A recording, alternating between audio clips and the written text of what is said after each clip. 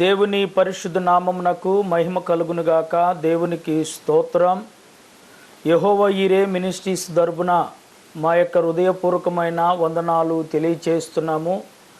జీవాధిపతి యేసు అనుదిన వాగ్దానాల సందేశాన్ని వీక్షిస్తున్న దేవుని బిడలైన మీ అందరికీ మరొకసారి మా హృదయపూర్వకమైన వందనాలు తెలియచేస్తున్నాను. దయచేసి YEM యూట్యూబ్ ఛానళ్లను మీరు ప్రతి ఉదయము ఈ 5 నిమిషాలు 6 నిమిషాలు వచ్చే సందేశాన్ని విని దైవాశీర్వాదాలు పొందాలని కోరుకుంటూ మారు మనసు, బాప్తీసము, రక్షణ అనుభవం కలిగి సంఘ సభ్యులుగా చేర్చబడి నిత్యరాజ్యాన్ని సంపాదించుకోవాలనేదే మా ఆశ. అందుకొరకై మేము ఎంతో వ్యయ ప్రయాసాలతో మరి ఎంతో ఆర్థికంగా ఇబ్బందుల్లో ఉన్నప్పటికీ కూడా మరి ఎంతో ఖర్చు పెట్టి ఈ యొక్క అనుదిన వాగ్దానాల కార్యక్రమమును మేము మీకు ప్రచారం చేస్తున్నాం. ఇది మీ బంధువులకు, మీ స్నేహితులకు, మీకు తెలిసిన వారందరికీ ఈ ఛానల్ను పరిచయం చేయండి. అంతేకాదు మరి సబ్స్క్రైబ్ చేసుకొని మరి దేవుని వాక్యాన్ని అనుదినం మీరు విని దేవుని మేలులు పొందాలని ప్రభు పేరిట మనవి చేస్తున్నాను. దేవునికి స్తోత్రం.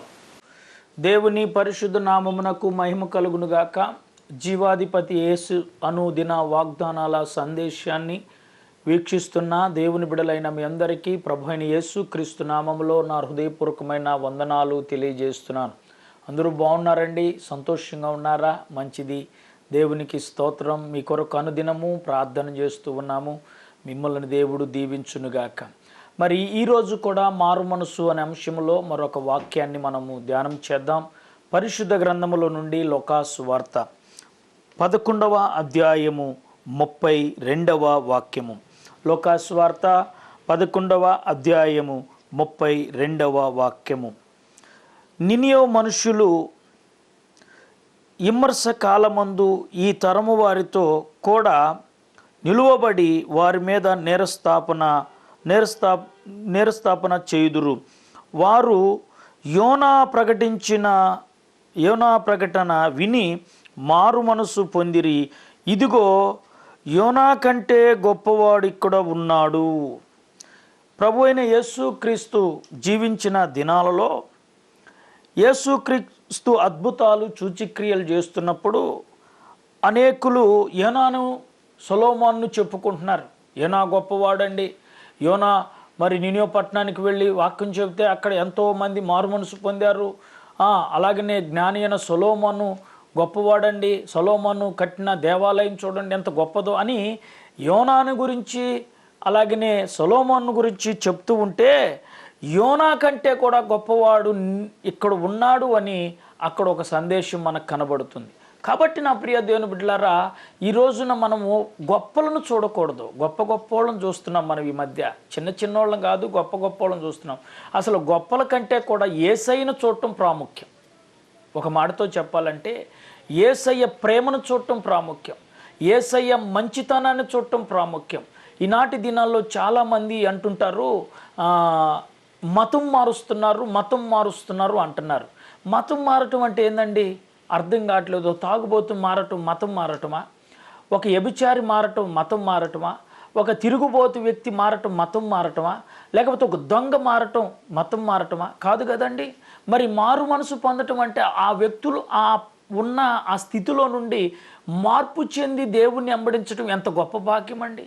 ఈ నేటి భారతదేశంలోనేమి, ఈ నేటి సమాజంలోనేమి ఎంతోమంది మారి మరి ప్రభుని సొంత రక్షకుడిగా అంగీకరించి దొంగలు మారారు, వ్యభిచారులు మారారు, తాగుబోతులు మారారు, తిరుగుబోతులు మారారు. ఇప్పటికింకా కొంతమంది ఇలాంటి వాక్యాలు వింటూ మారు మనసు పొందుతున్నారు. ఆనాటి దినాల్లో కూడా యేసు ప్రభు జీవించినప్పుడు యోనా మారు మనసుని గురించి ఆలోచన తీసుకొచ్చారు. అలాగనే సొలొమోను కట్టిన దేవాలయాన్ని గురించి చెప్తున్నప్పుడు ఇక్కడ యేసు ప్రభు అంటున్నాడు యోనా కంటే గొప్పవాడు ఇక్కడ ఉన్నాడు అంటున్నాడు. ఈరోజు ఈ వాక్యం వింటున్న ప్రియ దేవుని బిడ్డలారా, మరి యోనా ఒక సాధారణమైన మనిషే, మరి జ్ఞాని అయిన సొలొమోను కూడా ఒక సాధారణమైన మనిషే. కానీ యేసు ప్రభువు మనందరి పాపముల కొరకై కలువరి శిలువలో ప్రాణం పెట్టాడండి, రక్తము కార్చాడండి, శ్రమను అనుభవించాడండి. ఎందుకు అంటే మారు మనసును పొందాలని. ఎందుకు అంటే మార్పు చెంది బ్రతకాలని. అందుకని ఈరోజు కులాలు మారవట్లేదు, మతాలు మారవట్లేదు, సమాజంలో మార్పు కావాలని ఇలాంటి భక్తులు ప్రార్థన చేస్తున్నారు. ఆ మారు మనసు కొరకే మరి ప్రకటిస్తున్నాము. కాబట్టి నిజంగా నువ్వు ఇంతకాలము అవివేకమైన ఆలోచనలో ఉండవేమో, అవివేకమైన ఆలోచన కలిగి మతం మారుతున్నారని ఆలోచనతో నువ్వు బ్రతుకుతున్నామేమో. దయచేసి ఆ భ్రమలోనికి, ఆలోచనలోకి వెళ్ళొద్దు. మనసు మార్చుకో, అదే దేవుడు కోరుకుంటుంది. బ్రతుకు మార్చుకో, అదే దేవుడు కోరుకుంటుంది. నీ జీవితంలో ఉన్న ఆ చెడు ఆలోచనలు మార్చుకో, అదే దేవుడు కోరుకుంటుంది.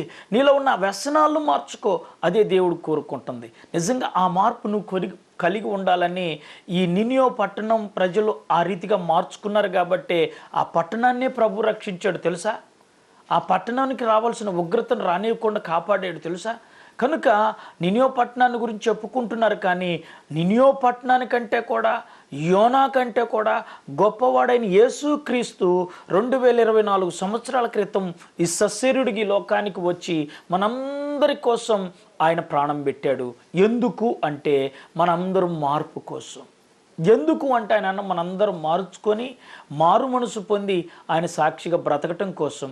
అందుకని మరి నిజంగా నువ్వు ఆ మారు మనసుకు తగిన ఫలము నువ్వు ఫలిస్తూ ఆ మారు మనసు కలిగిన బిడ్డగా నువ్వు జీవించాలనుకుంటే ఈరోజు ఈ వాక్యాన్ని చాలా జాగ్రత్తగా విని వాక్యానికి లోబడి మారు మనసు కలిగిన బిడ్డగా ఉండాలని ప్రభు పేరిట నేను కోరుకుంటూ ఈ నా మాటలను ముగిస్తున్నాను. దేవుడి వాక్యాన్ని దీవించునుగాక. ఆమేన్.